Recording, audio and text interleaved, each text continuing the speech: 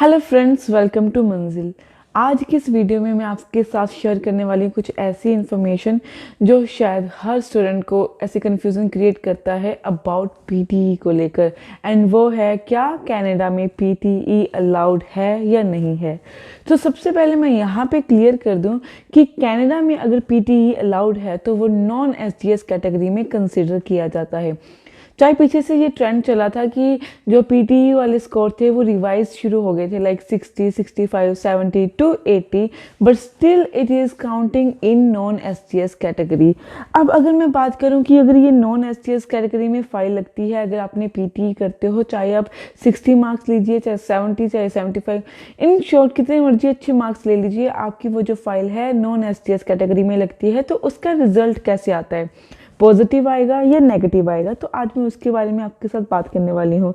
तो सबसे पहले ये कंपैरिजन क्वेश्चन आता है कि क्या पीटीई या फिर आइल्स कंपैरेटिव है, एक दूसरे से कंपेयर कर सकते हैं।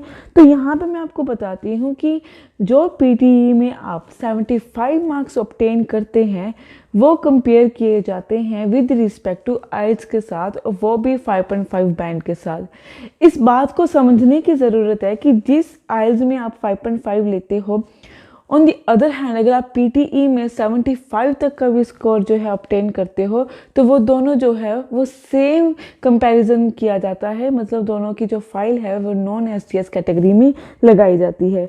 अब ये जो मिथ था कि पहले क्या होता था कि जो हमारी फाइल होती थी, पीटीई की फाइल होती थी, वो कई एजेंट्स जो हैं एसटीएस कैटेगरी में लगा देते थे, और ये एक एविडेंटल प्रूफ है कि जो फाइल्स हमारे एसटीएस कैटेगरी में लगती थी उनके वीज़े आते थे। बट पीछे से ये क्लियर कर दिया गया एम्बेसी की तरफ से कि जितनी भी फाइल लगेंगी पीटीई के अंडर, तो वो नॉन एसटीएस कैटेगरी में ही लगेगी। तो अगर ये एसटीएस कैटेगरी में लगाने की कोशिश की गई थी, जब उसके बाद ये कहने के बाद, तो बहुत सारे जो रिफ्यूज़ल्स हैं वो देखने को मिली थी।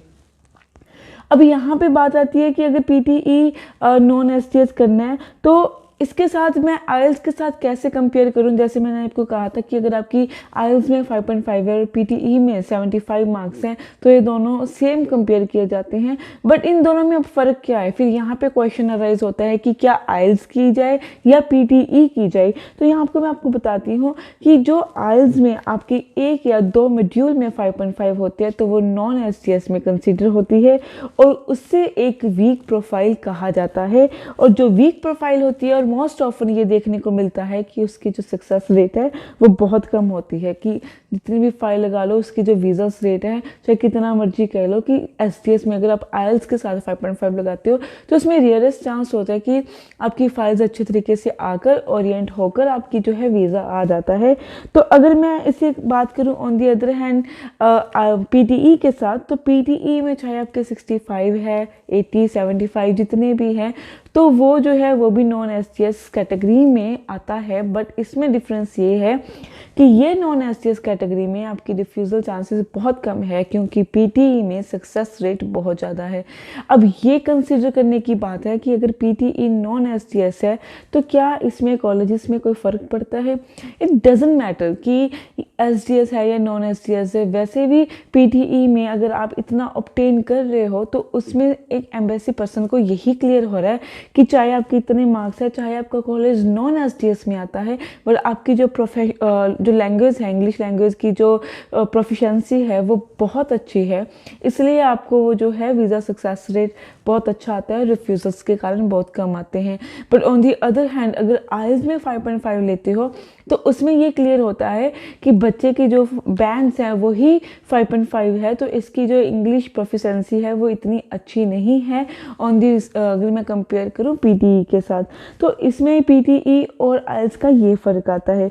और एक बात और कि अगर मैं इन दोनों की कंपैरिजन करूँ तो कोई वैलिड रीज़न नहीं है, क्योंकि हम सिर्फ इससे कंपेयर कर रहे हैं दोनों को कि इनमें फ़ाइल लगाने का मतलब है नॉन एसटीएस कॉलेजेस में आपको एडमिशन मिलना।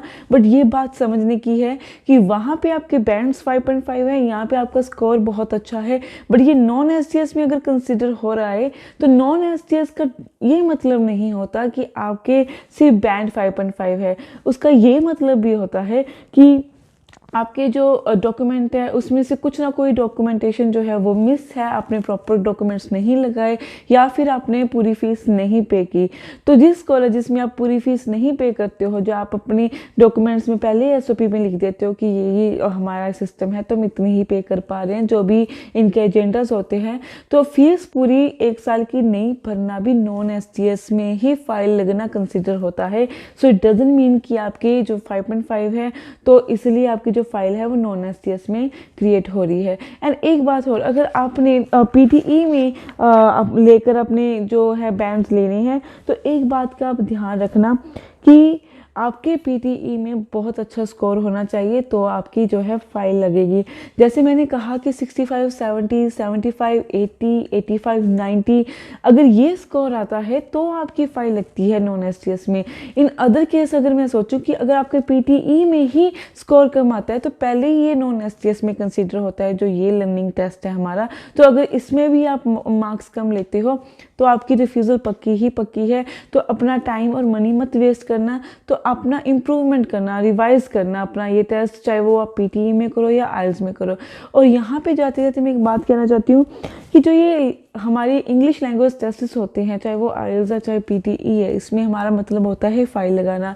इट डजंट मीन कि अगर हम कहीं एसटीएस है या नॉन एसटीएस है, क्योंकि कई एजेंट ये भी कहते हैं कि अगर आपके 5.5 बैंड है तो आपकी जो फाइल है वो नॉन एसटीएस में लगेगी, तो इससे अच्छा आप इम्प्रूव कर लो।